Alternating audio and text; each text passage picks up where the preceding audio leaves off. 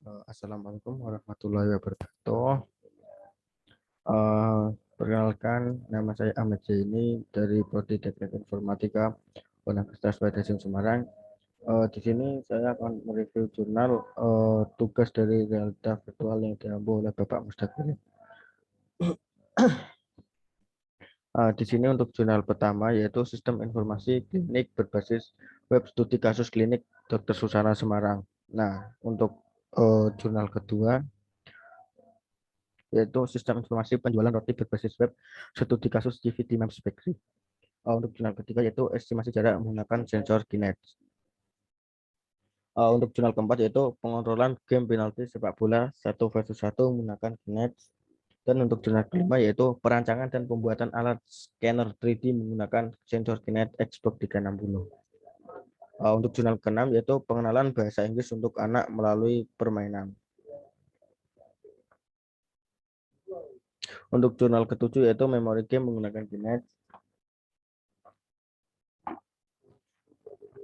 Dan jurnal ke-8 yaitu implementasi Kinect body tracking pada sistem pemindai biometrik. Dan untuk jurnal yang ke-9 yaitu deteksi wajah dengan pemindai Kinect Xbox 360 menggunakan Microsoft Kinect dan SDX WPFC. Dan untuk jurnal yang terakhir yaitu sistem pembelajaran berlalu lintas menggunakan teknologi Kinect. Nah, baik saya lanjut untuk review jurnal. Saya mulai dari jurnal yang pertama yaitu sistem informasi klinik berbasis web studi kasus klinik Dr. Susana Semarang. Nah, di sini untuk judul sendiri yaitu Sistem Informasi Klinik Berbasis Web Studi Kasus Klinik Dr. Susana Semarang. Penulis yaitu Bima Andi Prakoso dengan Pak Nugroho Eko Budianto. Nah, tahun dirilis untuk jurnal ini yaitu tahun Maret tahun 2021. Jurnal ini bisa diakses di Jurnal Informatika dan Rekayasa Perangkat Lunak Teknik Informatika Universitas Padang Semarang. Untuk permasalahan secara umum dan khusus untuk sistem informasi klinik Dr. Susana yaitu saat dokter ingin melihat perkembangan pasien, sebelumnya harus mencari satu persatu riwayat pasien dalam satu map tersebut dan menyampaikan kepada pasien hingga membutuhkan waktu lama dan suasana ini mengalami permasalahan saat memberikan pelayanan kesehatan kepada masyarakat. Karena pendataan pasien masih cacat di buku, sehingga petugas klinik mengalami kesulitan saat mencari data pasien yang sudah terdaftar ketika pasien tersebut berobat kembali. Nah, solusi untuk permasalahan di atas yaitu berdasarkan kondisi tersebut, dibutuhkan sebuah sistem informasi klinik yang dapat mempermudah petugas klinik mengelola pendataan pasien dan laporan tentang perawatan maupun penjualan yang diperlukan. Nah, untuk metode penelitian yang digunakan pada jurnal kali ini yaitu yang pertama yaitu metode pengambilan data. Nah, yang kedua yaitu waterfall. Apa sih itu waterfall? Nah, waterfall adalah suatu metodologi pengembangan perangkat lunak yang mengusulkan pendekatan kepada perangkat lunak sistematik dan sekuensial yang mulai pada tingkat kemajuan sistem pada seluruh analisis desain, kode, pengujian, dan pemeliharaan.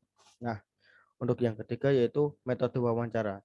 Nah, metode wawancara yaitu masalah pertama yang dialami dalam pembuatan laporan yaitu dalam pembuatan laporan memerlukan waktu yang lama. Untuk laporan bulanan bisa tidak selesai dalam sebulan sehingga saat sewaktu-waktu membutuhkannya laporan yang diinginkan belum siap. Nah, jadi untuk metode yang digunakan yaitu ada 3. Sedangkan hasil penelitiannya yaitu sistem informasi ini dapat menghasilkan laporan informasi yang dibutuhkan oleh pihak klinik meliputi rekam medis, kunjungan pasien, pembayaran, dan dapat mempercepat pencairan data pasien. Sehingga klinik Dr. Susana akan menjadi klinik yang lebih baik dan cepat dalam melayani pasien. Nah, saran untuk sistem untuk di klinik Dr. Susana yaitu sistem yang dibuat harus lebih baik agar tidak terjadi kesalahan data.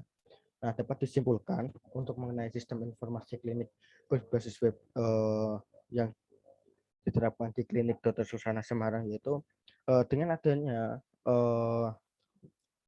sistem informasi berbasis web ini akan memudahkan dari petugas untuk dalam pendataan pasien, terus kunjungan pasien, pembayaran, dan dapat mempercepat pencairan data pasien. Jadi untuk apa namanya untuk sistem informasi ini sangatlah bermanfaat ketika diterapkan di klinik Dr. Susana Semarang. Seperti itu. Baik, saya lanjut untuk review jurnal kedua, yaitu sistem informasi penjualan roti berbasis web studi kasus di CV Moms Bakery. Untuk penulis sendiri yaitu Ahmad Heri Setiawan, Roni Wijanoko, tahun pembuatan yaitu Maret 2021. Jurnal ini juga saya kutip dari Jurnal Informatika dan Rekayasa Perangkat Lunak. Link alamat paper bisa diakses di publikasi ilmiah unwas.ac.id atau JIN RPL, JIN RPL Teknik Informatika Universitas Padasem Semarang. Nah, untuk permasalahan secara umum dan khusus pada Moms Bakery ini yaitu pelanggan belum bisa memesan produk dengan cara online dan harus datang ke tempat langsung. Toko roti Moms Bakery sudah memiliki website tersendiri yang merupakan company profile untuk memberikan informasi tentang profil toko roti Moms Bakery yang berisi promosi diskon pada produk toko Moms Bakery, tetapi belum memberikan pelayanan untuk sistem penjualan online.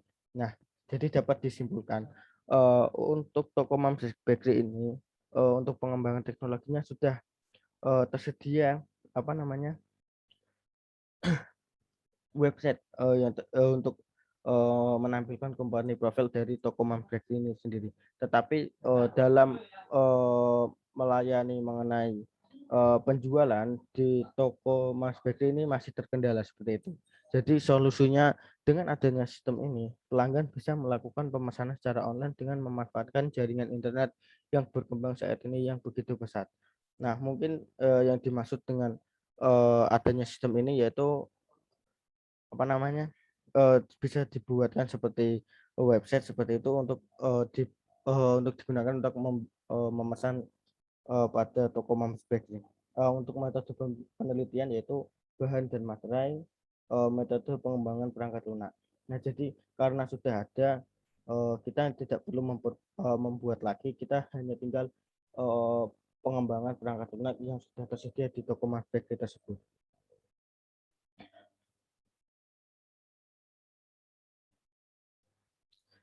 Untuk hasil penelitian yaitu untuk membuat aplikasi berbasis website dapat mengelola data pelanggan reseller dan produk kue kering dan membuat aplikasi yang di dalamnya memiliki fasilitas untuk mengelola data penjualan kering dan informasi stok kue tersebut. Nah, jadi output dari aplikasi berbasis website yang dapat dikembangkan di Moms Bakery yaitu akan adanya data pelanggan, data produk yang dijual, dan memiliki fasilitas-fasilitas yang akan dikembangkan dalam website tersebut. Nah, untuk sarannya yaitu perbaikan sistem akan memiliki fitur agar lebih kompleks. Nah, jadi saran yang dapat dimasukkan yaitu untuk menambahkan fitur-fitur untuk mempermudah dari customer dalam mengakses atau user untuk mengakses apa namanya ini website toko dari Moms Bakery. Baik, saya lanjut untuk jurnal ketiga yaitu estimasi jarak menggunakan sensor kinets. Nah, judul yaitu estimasi jarak menggunakan sensor kinets. Penulis yaitu Muhammad Fuad. Tahun dirilis yaitu tahun 2013. Jurnal ilmiah Mikrotek. Link alamat paper bisa diakses di jurnal tunjoyo.ac.id. Nah, permasalahannya yaitu kecepatan komputasi dan akurasi merupakan faktor yang perlu diperhitungkan sebelum menerapkan sistem secara real time. Nah, kekurangan yang masih ada dalam kamera disempurnakan dengan perkembangan sensor jarak berbasis kamera yang bisa dikenal dengan kamera depth atau kamera range atau kamera RGB. Nah, untuk solusinya yaitu memaparkan suatu sistem yang mampu untuk melakukan estimasi jarak setiap pixel menggunakan sebuah sensor Kinect berbasis masukan video device.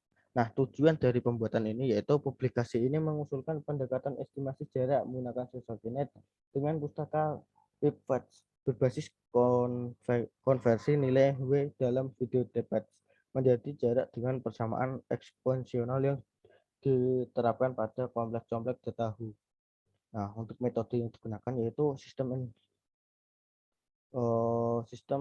estimasi jarak yang dikembangkan dalam penelitian ini menggunakan rancangan sesuai diagram blok. Nah, hasil dari eksperimen ini yaitu bahwa akurasi estimasi jarak berbasis konversi nilai gue menggunakan persamaan eksponensial sepotong-potong yang dibaca dengan pustaka Lipfand.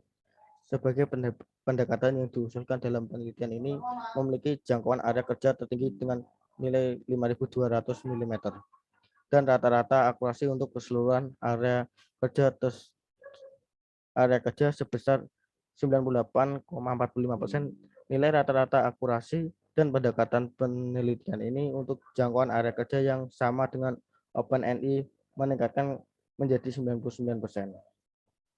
Nah, angka ini meningkat hingga 99,10% untuk area kerja yang sama dengan Microsoft Kinect SDK. Nah, saran area kerja Kinect yang dibahas dalam penelitian ini fokus pada jangkauan jarak yang dapat dibaca sensor sudut view 43 derajat vertikal dan 50 derajat horizontal, merupakan batasan yang menarik untuk dikembangkan sehingga dapat dicapai view yang meliputi keseluruhan arah omnidirectional. Nah, baik, saya lanjut untuk review jurnal keempat, yaitu pengontrolan game penalti sepak bola 1-1 menggunakan Kinect.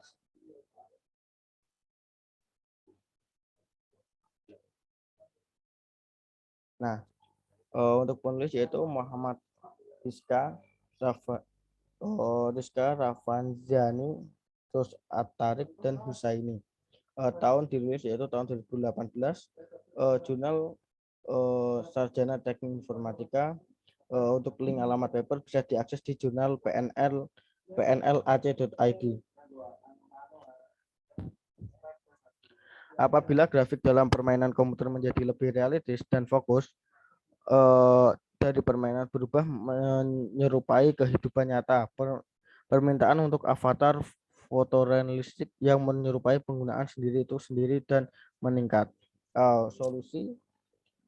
Solusi Microsoft Kinect sangat cocok untuk merekam avatar 3D yang dapat dipersonalisasi.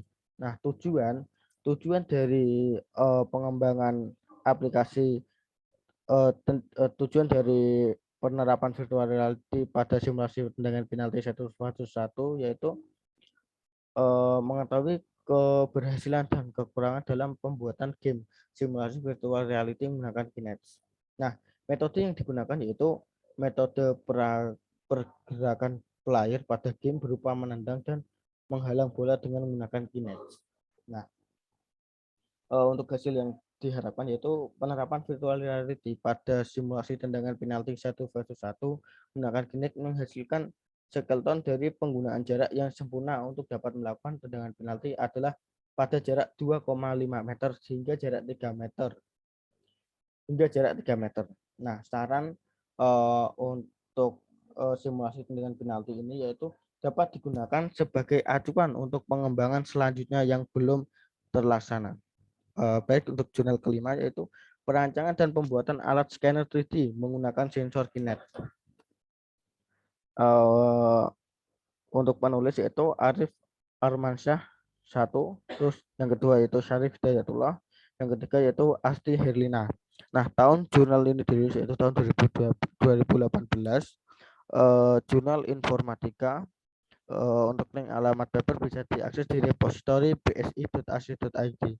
Nah, permasalahan yang terdapat pada perancangan dan pembuatan alat sensor ini yaitu terdapat beberapa kekurangan, yaitu masih terbatasnya objek yang di-scan serta hasilkan yang belum akurat karena hanya menghasilkan garis-garis yang membentuk objek.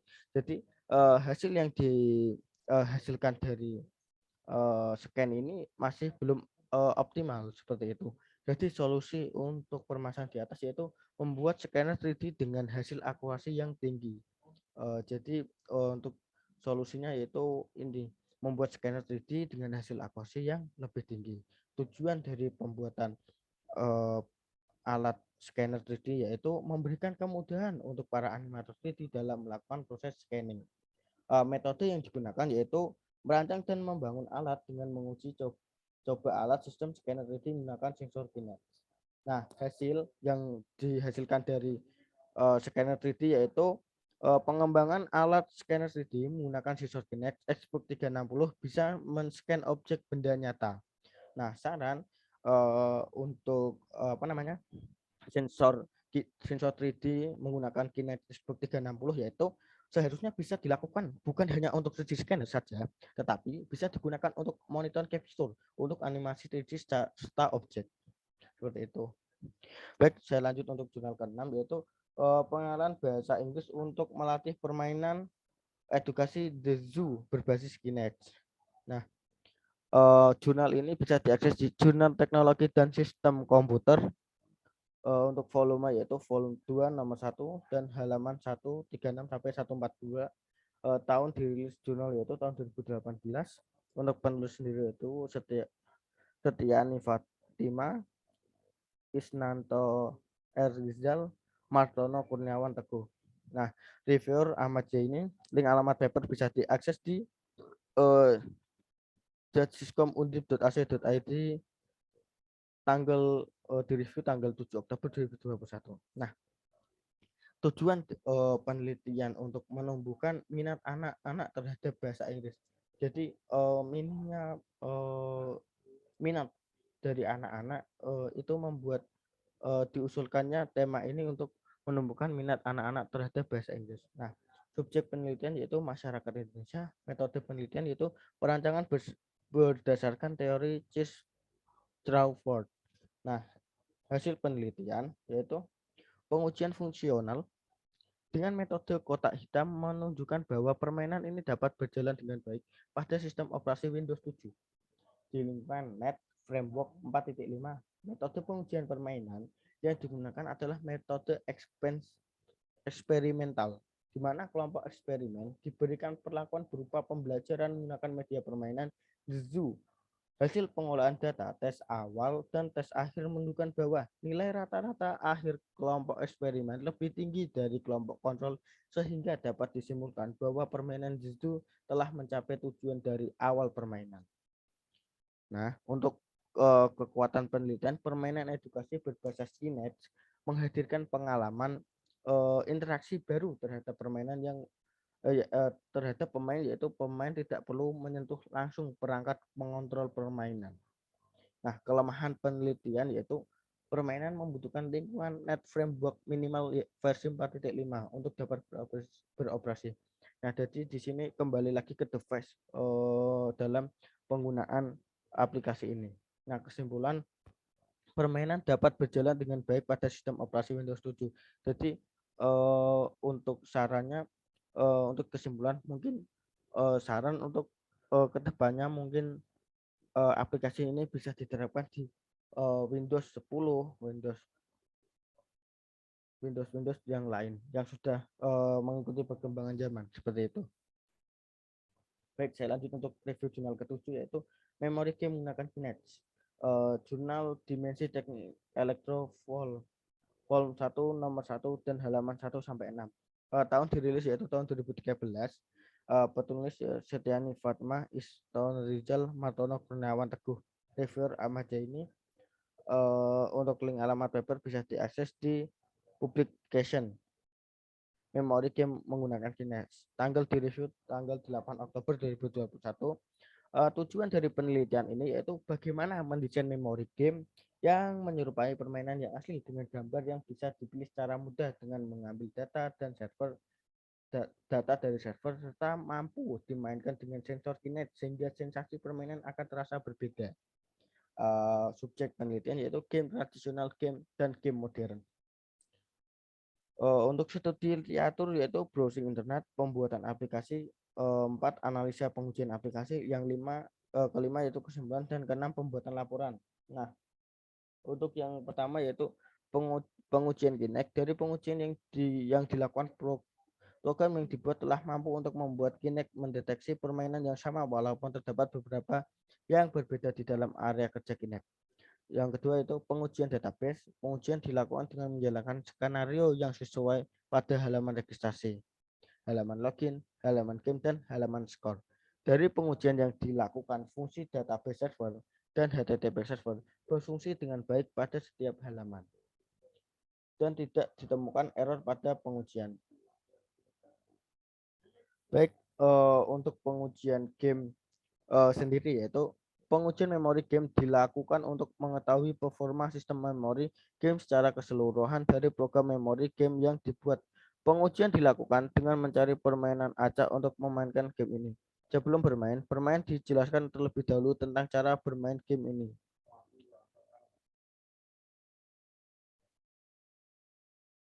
Nah, kekuatan penelitian yaitu memori game yang telah dirancang mampu dimainkan dengan menekan tombol melalui gestur yang bergerak maju serta telah terkoneksi dengan dashboard database untuk menyimpan data.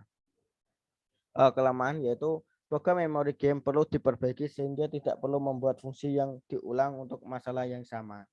Data user perlu lebih lengkap lagi untuk menjamin kredibilitas user. Fungsi penekan tombol perlu diperbaiki dan tampilan game perlu diperbaiki agar lebih menarik.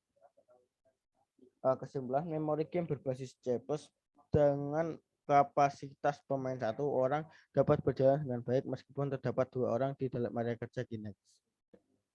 Berdasarkan pengujian fungsi database server dan HTTP server dapat berjalan dengan baik, Kinect dapat digunakan untuk mendeteksi pemain dan menerjemahkan perintah pemain pada program memori game yang dibuat. Yang ke-8 yaitu review jurnal implementasi Kinect body tracking pada sistem pemindah biometrik. Nah, di sini untuk penulis yaitu Ratna Aisuwarya, Melisa Prilisia, Wirman Kosep. Tahun dirilis yaitu tahun 2016. Jurnal bisa diakses di jurnal runjoyoakses.id. Permasalahan memerlukan permukaan yang rata dan datar serta seringnya dilakukan pengukuran yang berulang sehingga perlu dirancang sebuah alat yang memungkinkan dilakukannya pengukuran tinggi secara efisien sehingga bisa diakumulasikan dengan pengukuran berat yang menghasilkan BMI. Debat image dari sebuah cerita akan solusi debat image dari sebuah citra akan diekstraksi sehingga dihasilkan citra berupa gambar latar belakang background dengan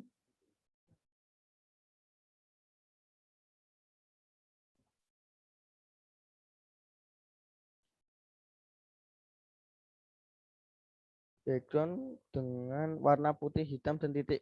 Join objek akan terlihat dan bisa diproses untuk perhitungan tinggi. Nah, tujuan untuk menganalisis bagaimana kondisi berat badan serta apakah memiliki risiko terdapat penyakit. Metode yang digunakan yaitu terdapat 3 proses untuk memperoleh angka BMI. Langkah pertama, sensor ultrasonik akan mengendali dan mendeteksi jarak objek dengan set point yang telah ditentukan. Nah, hasil keseluruhan responden bahwa pembacaan tinggi dengan Kinect harus dilakukan dengan akurat agar memperoleh hasil BMI yang sesuai bila dihitung secara manual. Menggunakan rumus BMI sama dengan BB slash DB kali TB. Saran pengujian terhadap tinggi badan sebaiknya dapat dilakukan tanpa perlu berdiri di depan latar, bebas tanpa bersandar pada dinding. B. Alat deteksi jarak sebaiknya dibuat lebih tinggi 73 cm sehingga ketika Kinect yang diposisikan pada alat tersebut dapat dengan optimal mendeteksi tinggi objek. Jurnal ke-9 yaitu deteksi wajah dengan pemindai Kinect Expo 360 menggunakan Microsoft Kinect SDX dan WPF. Deteksi wajah dengan pemindai Kinect Expo 360 menggunakan Microsoft Kinect SDX dan WPFC. Jurnal Seminar Nasional Fakultas Teknik tahun 2015. Penulis Indra Prasetyo, Cahya Darujati, Agustino Bimo dan Gumelmat. Review Amazda ini link bisa diakses di publication deteksi wajah dengan pemindai Kinect Expo 360. Nah, untuk tanggal yaitu tanggal 8 Oktober 2021, tujuan penelitian yaitu identifikasi visual gerak kepala secara waktu nyata di lapangan. Subjek penelitian yaitu pendeteksi wajah menggunakan Kinect. Nah, metode penelitian yaitu studi literatur, 2. Uji deteksi wajah, 3. Inisiasi titik wajah, dan keempat itu pengenalan gerak kepala dan derajatnya. Hasil penelitian yaitu modul hasil gerak telah berhasil menampilkan jenis arah gerak beserta derajatnya. Modul hasil gerak telah berhasil melakukan kalibrasi terhadap titik wajah pengguna. Nah, hal ini ditunjukkan agar gerak kepala yang dilakukan pengguna bisa teridentifikasi dengan modul inisiasi wajah. Modul hasil gerak telah berhasil melakukan fungsi utama, yaitu mencocokkan gerak kepala serta mengklarifikasikan menjadi 4, yaitu kanan, kiri, tengah, atas. Modul hasil gerak telah berhasil melakukan integrasi dengan modul inisiasi poin wajah dan modul pembaca. Nah, yaitu kekuatan penelitian. Nah, dapat mendeteksi dan mengidentifikasi gerak kanan, kiri, tengah, dan atas beserta derajatnya. Nah, untuk kesimpulan, modul hasil gerak ini berhasil menampilkan jenis arah gerak beserta derajatnya. Modul hasil gerak telah berhasil melakukan kalibrasi terhadap titik wajah pengguna. Hal ini ditunjukkan agar gerak kepala yang dilakukan pengguna bisa teridentifikasi dengan modul inisiasi wajah, modul gerak yang telah melakukan fungsi utama, yaitu mencocokkan gerak kepala serta mengklarifikasi menjadi 4, yaitu kanan, kiri, tengah, atas. Modul ini hasil gerak telah berhasil melakukan integrasi dengan modul inisiasi poin wajah dan modul pembaca. Untuk review jurnal yang terakhir yaitu sistem pembelajaran berlalu lintas menggunakan teknologi Kinect. Jurnal link jurnal link volume 22 nomor 1 tahun 2015, penulis Khalid Fathoni Pardana Willis Zahiras Fadilah Fadul Hardiansyah, reviewer Ahmad Zaini. Link alamat paper bisa diakses di Adobe Pub sistem pembelajaran berlalu lintas. Nah, tanggal di review tanggal 8 Oktober. Tujuan dari penelitian ini yaitu membuat sistem pembelajaran lalu lintas menggunakan pendeteksi teknologi Kinect. Yang kedua yaitu membantu penggunaan aplikasi untuk memahami arti dari setiap rambu lalu lintas serta penerapan dan mengerjakan penggunaan menanti peraturan lalu lintas. Subjek penelitian alat transportasi, metode penelitian yaitu analisa dan perancangan sistem. Nah, untuk hasil penelitian yaitu dari hasil pengujian aplikasi, jika waktu tunggu untuk berpindah menu pada aplikasi terlalu lama, maka dapat membuat pembelajaran tidak optimal karena terlalu lama menunggu untuk berganti ke menu selanjutnya. Dapat membuat jenuh dan kalau terlalu cepat, maka tidak dapat menangkap posisi menu saat terpilih. Seperti itu. Dari hasil pengujian aplikasi pada penggunaan dapat disimpulkan bahwa tingkat pengertian tiap penggunaan akan tanda rambu lalu lintas berbeda-beda yang mengakibatkan berbeda pula hasil dan dari pengujian simulasi terhadap pengguna. Nah, untuk kekuatan penelitian yaitu aplikasi ini dapat membantu dan mengajarkan pengguna untuk memahami arti dan menerapkan tanda rambu lalu lintas dan benar. Nah, untuk kelemahan dari penelitian ini sendiri yaitu yang pertama yaitu menyediakan ruang setidaknya yang memiliki panjang antara 2 sampai 3 meter untuk dapat melakukan pembelajaran. Yang kedua yaitu sebaiknya diperhitungkan waktu untuk berpindah jangan terlalu lama dan terlalu cepat sehingga tidak membuat jenuh. Yang ketiga yaitu membuat pengembangan lebih jauh yang diharapkan bisa memiliki detail lebih spesifik untuk pembelajaran ditargetkan bagi siapa saja daftar. Nah, baik untuk kesimpulannya yaitu jarak optimal untuk mendapatkan input yang ditangkap oleh sensor adalah 2 sampai 3 meter. Di luar itu sensor susah untuk menangkap input. Yang kedua yaitu dari hasil pengujian aplikasi, jika waktu tunggu untuk berpindah menu pada aplikasi lama, maka akan tidak membuat optimal. Dan ketika terlalu lama, ketika terlalu cepat, objek juga tidak akan menangkap posisi pada saat menu terpilih. Dan yang ketiga itu, dari hasil pengujian aplikasi pada penggunaan dapat disimpulkan bahwa tingkat pengertian tiap pengguna akan tanda rambu itu berbeda-beda. Sedangkan yang keempat yaitu yang terakhir, aplikasi ini dapat membantu dan mengajarkan pengguna untuk memahami arti dan menerapkan tanda rambu lalu lintas dengan benar. Sekian video vlog saya untuk review jurnal tugas realitas salah kata atau salah menerjemahkan dalam review jurnal yang saya buat pada malam ini. Kurang lebihnya saya mohon maaf. Saya tutup. Wassalamualaikum warahmatullahi wabarakatuh. Selamat malam.